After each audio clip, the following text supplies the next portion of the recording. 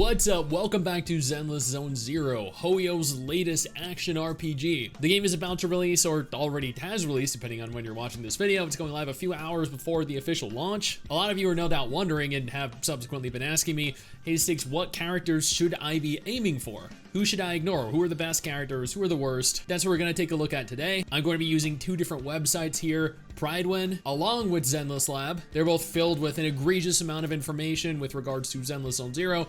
I'll include links to both of them down in the description below. I strongly urge you to go on over and visit the websites, check them out, bookmark them, because they're going to be imperative when it comes to planning for future characters, future builds, future team compositions. I'm also going to be streaming this every day for the next several days over on Twitch. You can find me at Twitch at Stix and Mrs. Stix.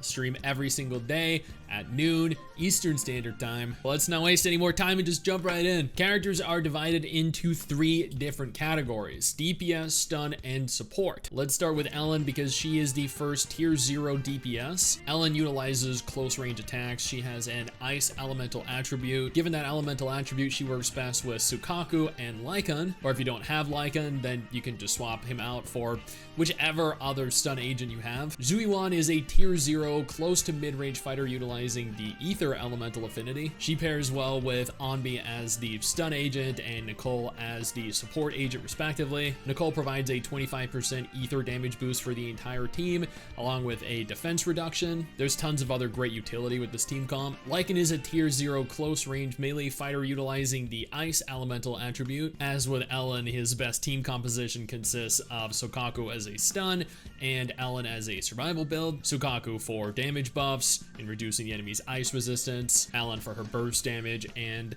her ability to quickly reduce enemies' HP during the daze period. That is it for tier 0 characters. Now we're moving on to tier 0.5. of which there are two. Rena is a tier 0.5 mid to long range character utilizing the electric elemental attribute. She works best with Grace as an anomaly agent and Anton as a burst agent. Grace to maximize shock damage and to put them into a shocked state. And then Rena and Anton both just kind of boosting the general team's damage output. Sukaku is a tier 0.5 close range character utilizing the ice elemental attribute. As noted earlier, the best team composition for Sukaku is Ellen for the burst and Lycan for the survive. That is it for the tier 0.5. Moving on to tier 1, beginning with Grace, who is a tier 1 mid to long range fighter utilizing the electric elemental attribute. Her best team composition is Onbi as a stun agent and Anton as a burst agent. All three characters seem to complement each other's damage output, swapping to Anton to deliver burst damage and Onbi to provide daze capability. Nakomata is a tier 1 close range fighter utilizing the physical attribute. Her best team composition consists of Billy as an anomaly agent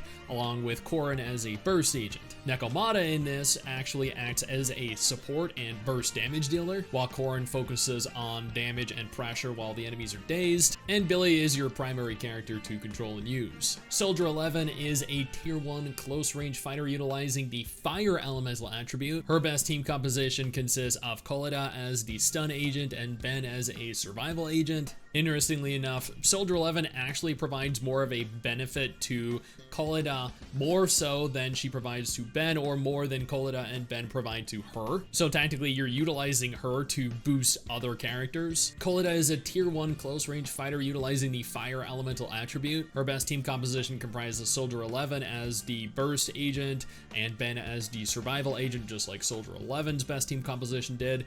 But if you don't have Soldier 11, then you could also replace her with Nakomata or Korin. Evidently, they wouldn't be as good, but they are still pretty decent substitutes. Next, we're moving into the tier 2 category, of which there are 6 total characters. Anton is a tier 2 close range fighter utilizing the electric elemental attribute. His best team composition is comprised of Grace as an anomaly agent and Onbi as a stun agent. We covered how he functions earlier when we went over Grace's team composition. Onbi is a tier 2 close range fighter utilizing the electric elemental attribute. Her best team composition is comprised of Rena as a support agent and Anton as a burst agent. Rena, of course, provides buffs and support, Anton deals burst damage during daze periods. We went over this when we discussed Rena's team composition earlier. Lucy is a tier 2 close range fighter utilizing the fire elemental attribute. Unfortunately, since she's a very new character, her best team composition is currently unknown. Piper is a tier 2 close range fighter utilizing the physical attribute. While she's also a new character, there are two current teams that do function pretty well. The best, of course, being comprised of Lycan as a stun agent, along with Corrin as a burst agent, but the second best being comprised of Billy as an anomaly agent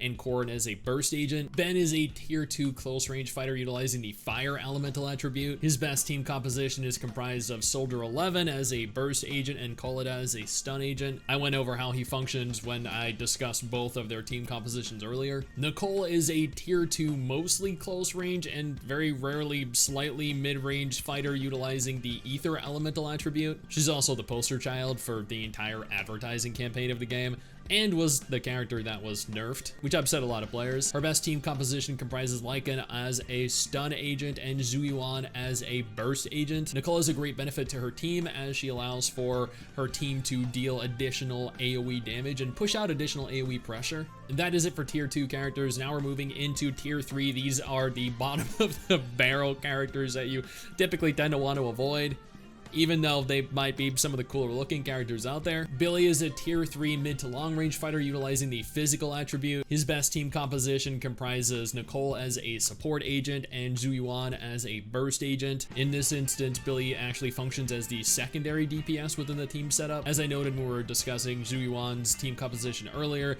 Nicole boosts defense by 40%, boosts ether damage for the team by 25%. And finally, Corrin, a tier 3 close range fighter utilizing the physical attribute. Corrin's best team composition comprises Lycan as a stun agent and Nekomata as a support agent. We went over how she functions earlier when we were discussing either Nekomata or Lycan, I forget which. Essentially, Corrin's only purpose here is to take the field when enemies are dazed, and that's generally where everyone falls. Different lists might have a couple different characters move up or down a tier, but this is generally how all of the characters are perceived. You're kind of going to want to stick to the characters in the tier 0 to tier 1 categories, but just because you don't necessarily end up with those characters doesn't mean that your account is bricked, or doesn't mean that your account is going to be subpar, or not going to be able to clear content, especially if there are characters here that you like the look of aesthetically and don't really care about meta, which is essentially me. But hopefully this allows for you guys to at least make a semblance of a decision here, hopefully guide you in the right direction. This is going to be a big game and I can't wait to play it. I hope you guys are equally as excited, and I have more guides coming soon. Once again, don't forget to check out Pridewin and Zenless Labs for more guides on Zenless Zone Zero. They are phenomenal resources. Otherwise, if you're not interested in Zenless Zone Zero, absolutely no problem. I got you covered with 2 different videos on screen right now that might be more up your alley.